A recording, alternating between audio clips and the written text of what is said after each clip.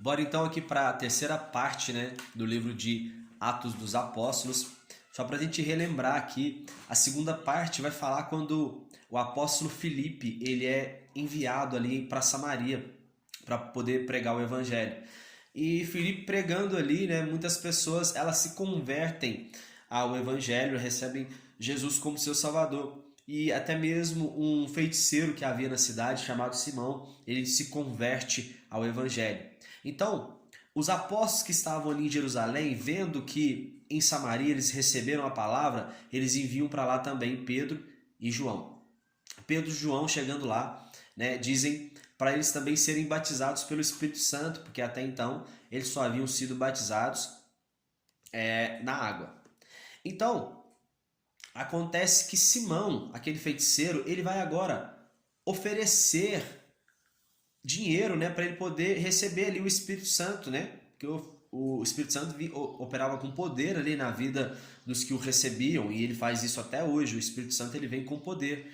Então, Simão queria comprar, né, esse dom do Espírito Santo, e aí Pedro vai dizer para ele, olha, você repreende a ele, olha, você não sabe o que você está pedindo, você não pode querer comprar aquilo que Deus nos dá de forma gratuita. Esse é um dom de Deus, esse é um dom que Deus nos dá de forma gratuita, é isso que Pedro vai dizer para ele.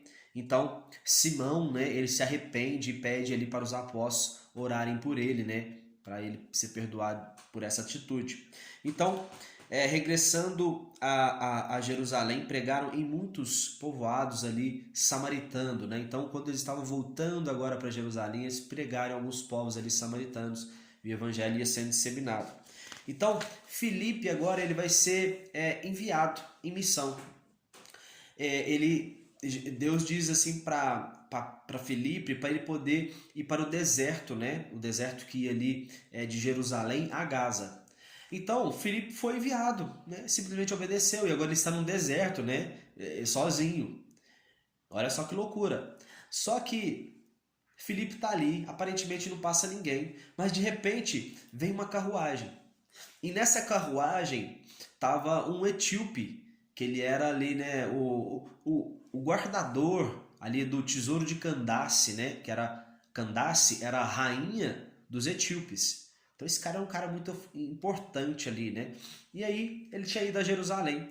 Quando ele está regressando de Jerusalém, ele vai agora, ele estava dentro de sua carruagem. E aí o que acontece? O Espírito Santo de Deus pede para Filipe, olha, só aproxima dessa carruagem, começa a acompanhar eles. E aí Filipe fez isso. E aí ele estava vendo que o eunuco ele estava lendo a Bíblia Sagrada. Então ele estava lendo o livro de Isaías que dizia aquela parte assim, olha, ele foi levado como cordeiro mudo ao matadouro, né? E como um cordeiro mudo, ele não abriu a sua boca diante dos seus tosqueadores. Então ele estava lendo essa passagem e ele vai perguntar a Filipe, olha, de quem que o profeta está falando aqui, Filipe? Então Filipe sobe na carruagem e aí ele começa a pregar o evangelho, que em resumo é Jesus. Então, depois disso, Filipe começa, após ter pregado ali para o etíope, Filipe falou, né, para que o eunuco ele fosse batizado. E aí, de repente, o eunuco ele vê um rio, né, à margem do caminho onde eles estavam passando. E aí ele vai perguntar assim, olha, o que me impede, Filipe, de eu ser batizado agora? E Filipe falou assim, ó, cara, você crê? Você crê no evangelho? Você crê que Jesus é o único Salvador? Ele é o Messias que havia de vir? Então, pronto, o eunuco creu nisso e aí ele vai ser batizado. Então, após o eunuco ali sair da água, Filipe sai da água, Filipe ele vai ser arrebatado, ele vai para uma região, né, para uma cidade chamada Azoto. E, né, de repente ele estava ali, né, saiu da água, de repente ele, né, foi levado para essa cidade e ali ele começou a pregar o evangelho também. Agora a palavra vai falar sobre Saulo, né? Saulo que se tornaria Saulo depois, Saulo que era um judeu muito zeloso ali pela palavra. E esse Saulo ele sempre pedia cartas ali, né, ao sumo sacerdote para poder perseguir os cristãos, porque aonde ele ia, ele pegava os cristãos, prendiam a eles, né? E eles, depois disso, esses cristãos, eles eram julgados e condenados à morte. Então, de certa forma, Paulo ele era coparticipante ali, né, do assassinato desses cristãos. Então agora Saulo ele vai pedir cartas para ir para uma cidade chamada Damasco. Então ele vai ali com alguns homens e de repente quando ele está próximo da cidade de Damasco, vai vir agora uma luz intensa vinda do céu resplandece ao seu redor e ele ouve uma voz que diz assim: olha, Saul, Saul, por que você me persegue? Então os homens que acompanharam ele, eles caíram emudecidos, mas eles podiam ouvir a voz e não viam ninguém. E Saulo também não, porque Saulo caiu e ele ficou cego. De forma que ele foi conduzido até Damasco, Saulo foi conduzido até Damasco, provavelmente os seus amigos também, e ali ele ficou cego por 3 dias. E durante esses 3 dias, Saulo ele ficou de jejum, ele não comeu e não bebeu nada. Aí acontece que Deus agora ele vai falar com um homem que estava lá em Damasco, que era um homem chamado Ananias. E ele vai dizer assim: olha, Ananias, eu tenho um homem, né, aí na cidade de Damasco, né, esse homem chama Saulo. Esse homem é meu escolhido, Ananias. E Ananias vai dizer assim: Senhor, mas eu tenho ouvido falar muito sobre esse homem está perseguindo cristãos, a gente tá com medo, porque a gente ficou sabendo que ele está vindo para cá. E aí Deus vai dizer assim: não temas, não temas, porque ele é meu escolhido. Então Deus vai dizer numa visão, né? Deus aparece numa visão ali para Ananias e vai dizer o seguinte: olha, Ananias, vai até a rua chamada direita, até a casa de Judas. Lá dentro da casa de Judas, Ananias, vai ter um homem chamado Saulo e ele vai estar orando.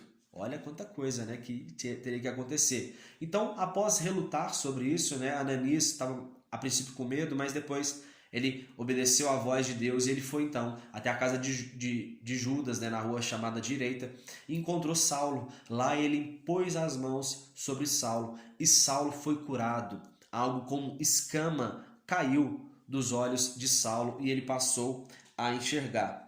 Então, Ananias, né, ele vai agora, ele vai batizar, né, vai batizar ali a Saulo, e aí Saulo vai passar ali vários dias em Damasco com os discípulos dali.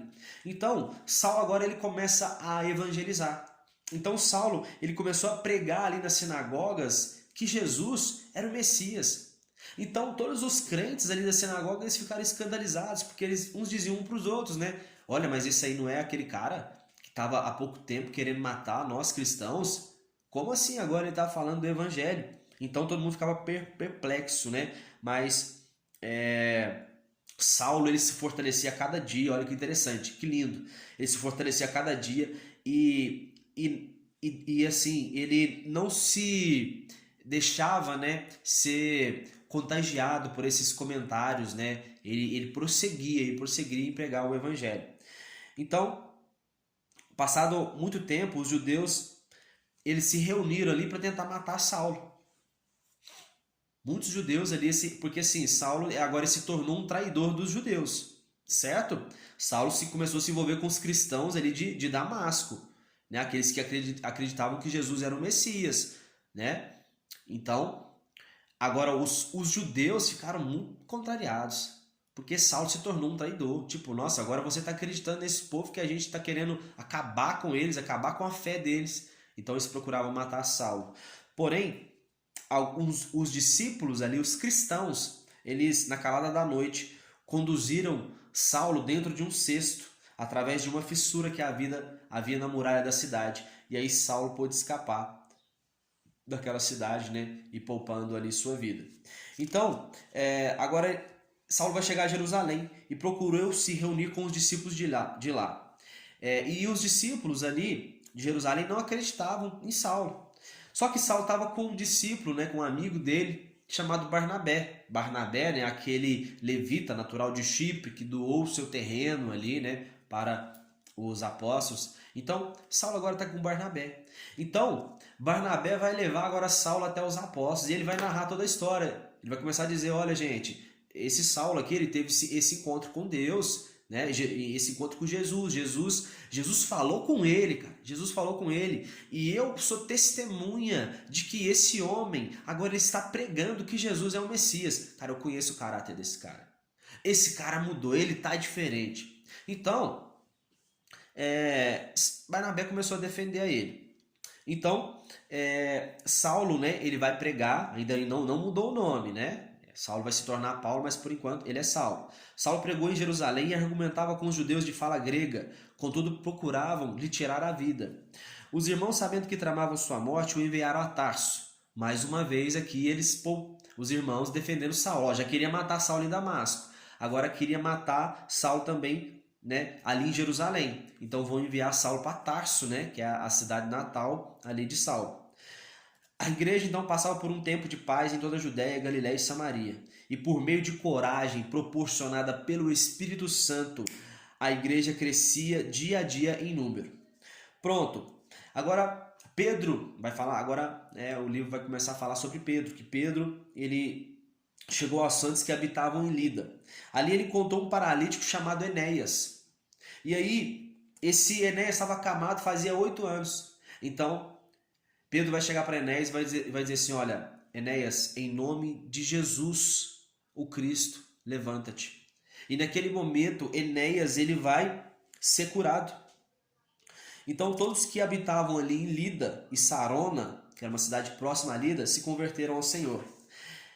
E aí, começa a falar agora que em Jope havia uma discípula chamada Tábita, né? Que em grego significa Dorcas.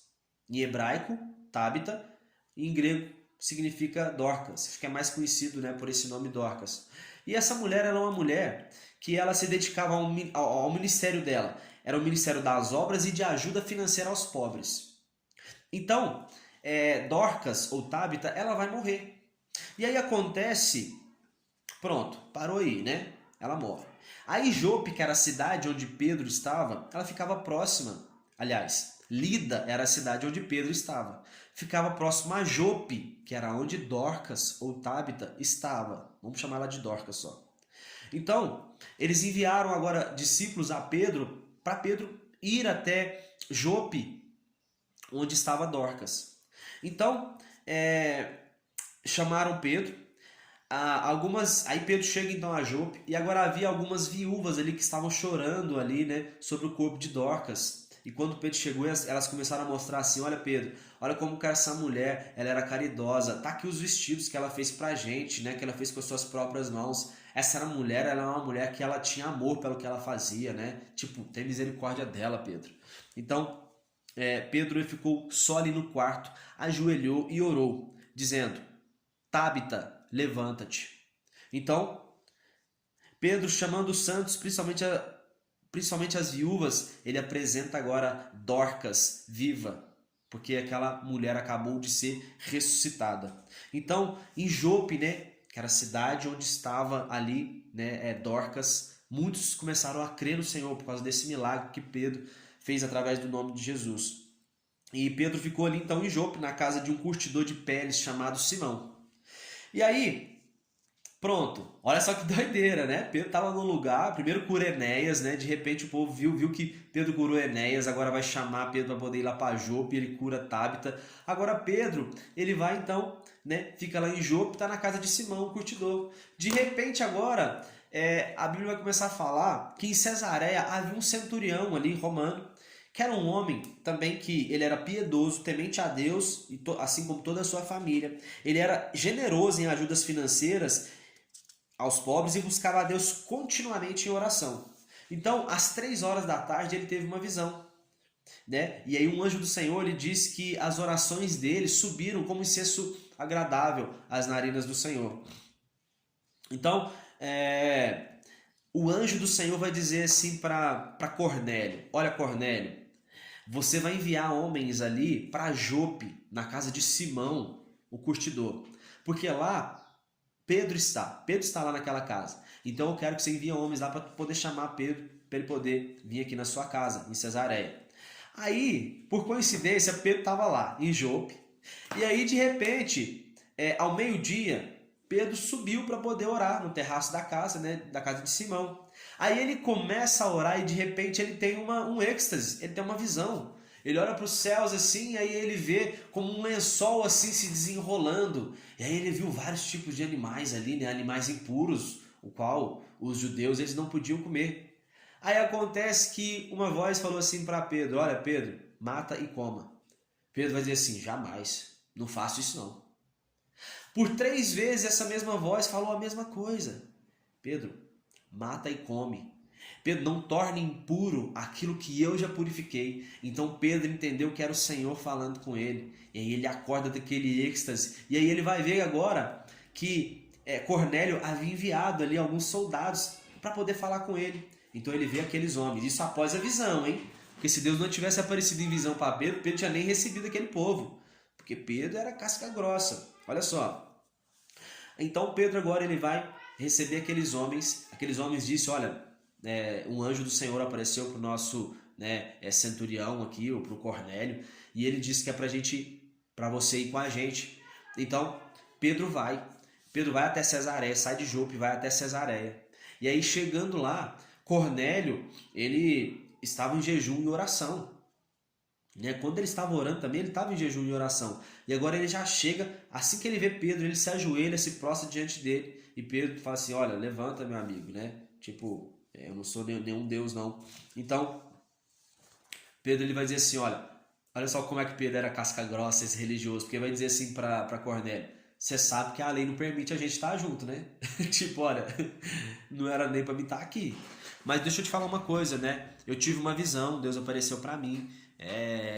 E aí Pedro, através dessa visão, ele entendeu que Deus ele recebia pessoas de qualquer nacionalidade e não somente judeus. Então, naquele momento, Pedro ele vai diz que todos os profetas mencionam que qualquer pessoa que nele crê recebe o perdão de todos os pecados mediante o seu nome. Ou seja, todos os profetas predisseram que todo aquele que vir até Jesus e pedir perdão para ele, Jesus vai o receber. Então não é Pedro que vai impedir isso.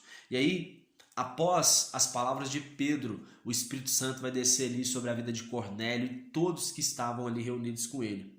E aí Pedro manda que eles fossem batizados. E aí suplicaram que Pedro permanecesse ali com eles por alguns dias. Então, os demais apóstolos ouviram falar que os gentios também haviam recebido a palavra de Deus. Os que eram do partido dos crentes circuncisos criticaram Pedro por ter entrado na casa de gentios. Olha só a religiosidade. Então Pedro relata tudo o que aconteceu, desde a sua visão que ele teve ali em Jope, na casa de Simão, o curtidor, até quando ele estava em Cesareia, junto ali com os centurião e os da sua família. Então eles passaram a acreditar: olha, realmente em Pedro, Deus então tá realmente falando com esse povo também que não é judeu. Pronto. Alguns irmãos que se espalharam após a morte de Estevão para Fenícia, Chipre e Antioquia, não divulgavam a mensagem a ninguém. Após a morte de Estevão, né, alguns irmãos ali se espalhavam. Então, eles não estavam divulgando a mensagem para outras pessoas, a não ser os judeus. Alguns que eram de Chipre e Cirene chegaram a Antioquia e pregaram também aos gregos, apresentando o evangelho de Jesus. E muitos creram. Então, a igreja de Jerusalém, que era a igreja mãe, a igreja matriz, ela resolveu enviar Barnabé até Antioquia. E Barnabé era cheio do Espírito Santo e de fé, e muitas pessoas foram acrescentadas ao Senhor. Barnabé então foi para Tarso a fim de se encontrar com Saulo.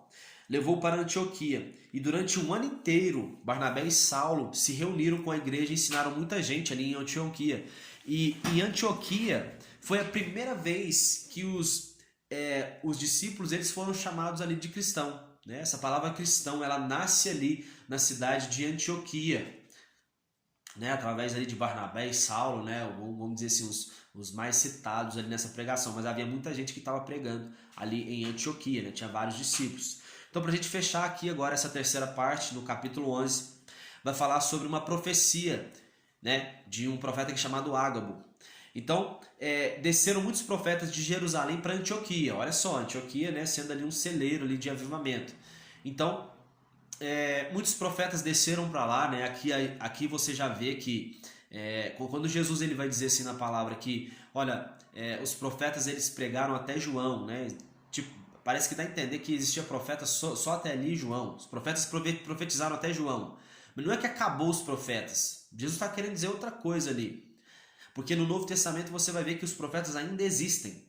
Olha o que está dizendo aqui, o capítulo 11. Se você acompanhar aí na sua Bíblia, né? Principalmente se for na versão King James, que é a mesma que eu leio, você vai ver aqui que está escrito, olha, desceram alguns profetas de Jerusalém e Antioquia. E você vai ver, citando aqui, né, profetas, fala o próprio nome deles.